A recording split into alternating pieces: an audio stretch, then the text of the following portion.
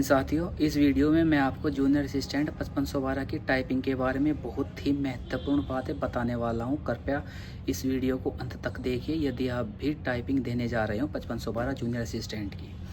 देखिए दोस्तों, जैसा कि आपने थंबनेल में देख लिया होगा, मैं इस वीडियो में ये बताने जा रहा हूँ कि आपको आखिरी 7 दिनों में क्या करना है। इस गलती की वजह से आप भी फेल हो सकते हो और इसी गलती की वजह से मुझे भी फेल का सामना करना पड़ा था। देखिए दोस्तों, इस समय पर लगभग ये समझ लीजिए आप जूनियर असिस्टेंट 5512 वाली भर्ती में 90,000 से ज़्यादा छात्र पास किए गए हैं और फिलहाल के इस जो कंडीशन सभी छात्रों की ऐसी है, सभी बहुत ही डरे हुए हैं। मतलब कोई भी छात्र ऐसा नहीं है जो कॉन्फिडेंस के साथ ये कह सकता हो कि हाँ मेरी टाइपिंग पास हो जाएगी, कोई भी नहीं है। सभी के सभी छात्र फिलहाल के टाइम पर डरे हुए हैं। उनका जो रीज़न है ये है, अब की बार पहली बार ही ऐसा हुआ है, इतना कम टाइम मिला हो। आज तक जूनियर असिस्टेंट में कभी ऐसा नहीं हुआ इतना कम टाइम दिया हो टाइपिंग के लिए। जो इससे पहले वाली भर्ती थी उसमें भी लगभग 6 से 7 महीने मिल गए थे और उससे पहले वाली भर्ती जब नंबर ऐड होते थे 10th और 12th के, उस टाइम पे भी 7-8 महीने आराम से मिल गए थे। लेकिन पहली बार ही ऐसा हुआ है जब मतलब ये समझ लीजिए आप 40 मुश्किल से 40 दिन आपको टाइपिंग के लिए दिए हैं। तो इस वजह से कॉन्फिडेंस किसी भी बच्चे में नहीं है। लेकिन ये वीडियो मैं उन बच्चों के लिए बना रहा हूँ जिनकी स्पीड अभी जो है इंग्लिश में 30 और हिंदी में 25 है और वे डरे हुए हैं। आपको क्या नहीं करना है, आप बिल्कुल निश्चित रूप से पास हो जाओगे।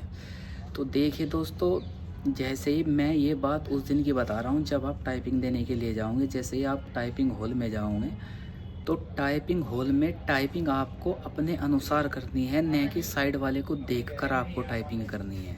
क्योंकि हो सकता है साइड वाले की स्पीड 40, 45, 50 तक आती हो और आपकी आ रही है 25, 28 तक आ रही है। तो आपको साइड वाले को देखकर टाइपिंग नहीं करनी है, आपको खुद की टाइपिंग करनी है। मतलब कहने का मतलब, अगर साइड वाला तेज़ टाइपिंग कर रहा है तो उसके चक्कर में नहीं आना है, आपको धीरे धीरे आराम से एक्यूरेसी के साथ टाइपिंग करनी है। मैंने भी यही गलती की थी जब मैं जूनियर असिस्टेंट, तब वो मार्क्स जोड़ते थे उस वाली भर्ती में टाइपिंग देने के लिए गया था। मैं साइड वाले को देख करके टाइपिंग करनी स्टार्ट कर दी थी कि मेरी स्पीड आ रही थी इंग्लिश की 30 और साइड वाले की तो वो बिल्कुल कटाकट कर रहा था, लगभग उसकी 50 के आसपास स्पीड होगी। तो मैं उसको देख करके उसके चक्कर में मतलब थोड़ा सा स्पीड बढ़ाने की कोशिश करने लगा और कोशिश के चक्कर में मेरी बहुत सी गलतियाँ हो गई और गलतियाँ होने के बाद मैं अपनी स्पीड को मेंटेन नहीं कर सका, होपलेस हो गया। और फिर मैं ये समझ लो घर मेरी 30 आती थी, वहाँ मेरी 25 तक भी नहीं आ पाई और यही मेरा फेल होने का सबसे बड़ा कारण रहा है, क्योंकि मैंने दूसरे को देखकर अपनी टाइपिंग बढ़ाने की कोशिश करी है।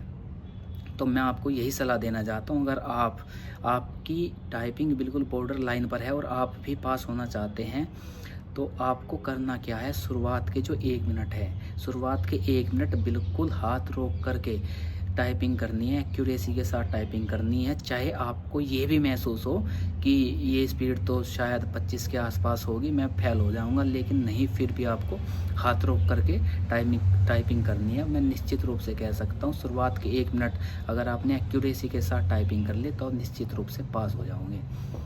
तो दोस्तों, मैं आपको यही बताना चाहता हूँ, शुरुआत के 1 मिनट बहुत ही ध्यान से टाइपिंग करनी है और जैसे ही आपका 1 मिनट कंप्लीट होगा तो आपको खुद पे खुद अपने जो आपके हाथ है वे सेट हो जाएंगे और आपको महसूस होने लग जाएगा कि हाँ अब हमारी स्पीड बढ़ रही है और एक्यूरेसी भी हमारी ठीक ठाक हो रही है।